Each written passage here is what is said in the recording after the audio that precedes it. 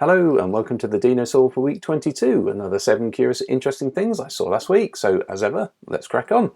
First one is ChatGPT Plugins. Now there's always a ChatGPT or a GPT update every week it seems. This is plugins. Now they've been around for a while, but now you can sign up for the beta and play around with them yourselves. So what do plugins do? Well, you might famously know that GPT-3 sort of stopped learning in 2020, GPT-4 stopped learning in 2021. So what do you do if you want to know something a little bit more modern than that? Well, you can use now a plugin to give you access, say, to the internet or other companies' APIs or other functionality through programmer APIs. So that means you can, here's some on the screen, for instance, you can do Wolfram, so that can give you sort of computation and that sort of thing. You can also do things like Expedia, so you can have a look at travel things and updates, etc, etc. So you can extend it using plugins, and there are also two big native plugins that have been launched as well. One is web browsing, so that you can now just nip off to the internet and check something on the internet, and there's another one which is a sort of a code interpreter, so not only can it generate code, but it can also run the code and see what the result is, and therefore you can then start playing with those sorts of things. So there you go, ChatGPT plugins. If you're in that world, then check them out.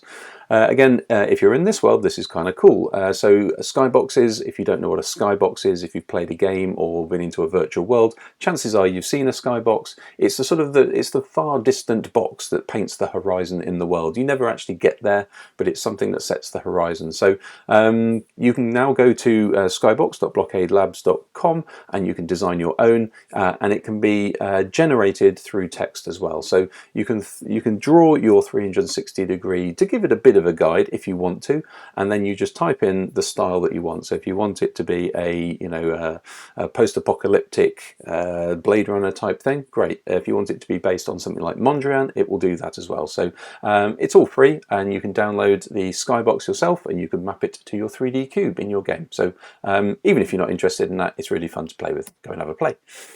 Satellite View. Now this is a commercial company. I think they're based in the UK. And they offer high resolution, which is the game changer in this case, high resolution commercial images that are infrared. So that will give you heat maps essentially. So why is this useful? Well, if you are, for instance, a government, or if you're a local council and you're looking for insulated lofts, or potentially if you're law enforcement and you're looking for people maybe with some warm things in their garages, maybe they're growing some plants they shouldn't do in their loft, for instance, then that will glow pretty red. But likewise, if you're looking at industrial complexes and you're trying to find out what's going on there, how much energy they might be using, or how active they might be, and likewise if they're discharging things into local waterways, you can all tell all that through their heat signature as well. So the point is they are high resolution and they are commercial. So yeah, I was having a check of those out, and it's quite interesting, so check them out. Meta are in deep trouble with the EU, and this is specifically Facebook. So this has been rumbling for a couple of years, and this is really to do with the Irish data privacy and the EU, and there's a bit of a battle. However, they have been found essentially guilty of two main things. One is transferring data and storing it in the United States, when that's obviously against GDPR, the way they're doing it, and also how they are processing it as well, in a sort of a more sort of surveillance way rather than to the letter of GDPR. However, what's happened is they've got two things. They have the biggest fine ever issued, which is 1.2 billion euros, and they have 6 months, which gives them till October the 13th. I think that's what it is. I've calculated it, to be compliant. If not, then potentially they might force an EU ban on them. So there you go. Watch that story pretty closely. See where that goes. Big shots have been fired. This is Stargazer. This is kind of cool camera thing. So this will help you do your instructional videos. Now the cool thing about this, and you can see it in the background there is a camera. There's also, you can just see there was a LiDAR scanner, so a depth sensor. So what it's doing here is it's listening to your voice, it's also watching your gestures and looking at your body, and also it's listening to your voice as well, and to therefore figure out what it should do with the objects. So it knows where the objects are. So for instance, if you point at an object, it will figure out that you're probably meaning concentrate on the object, but likewise if you say something like film it from the top, then it will do that as well. So there you go. So if you don't have any friends and or a camera person to help you, then this might be quite interesting. Quite like that.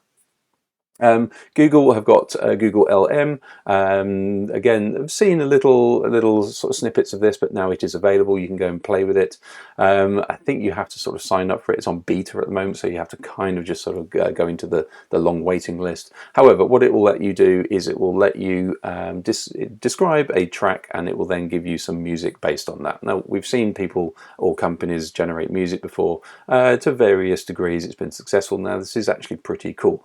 But what I saw people doing, which I thought was also really cool, is they were probably taking a sentence or a description, putting that into an image generator, and therefore they were then creating this sort of image and music, and they were then animating the image to the music. Or likewise, they were taking an image and then getting the text from it and then creating the music that goes with the image. So it's really interesting how sort of this signature of the image has now been created as the music. So have a look at MusicLM. It is quite interesting.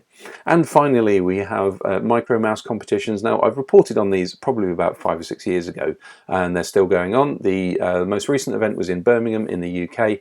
And if you don't know what a Micromouse is, it is a maze-solving autonomous mouse. So what you're seeing there is a self-propelled. It's got all the computation on board. It is allowed to maneuver through a random maze, which is only revealed at the event, and therefore it can figure out the fastest way through that maze. And then when you come to your competition run, whatever mental image it has in its brain, it will then try and go through. So as you're seeing here, this is the one, this mouse has decided to get to the center, and there you go.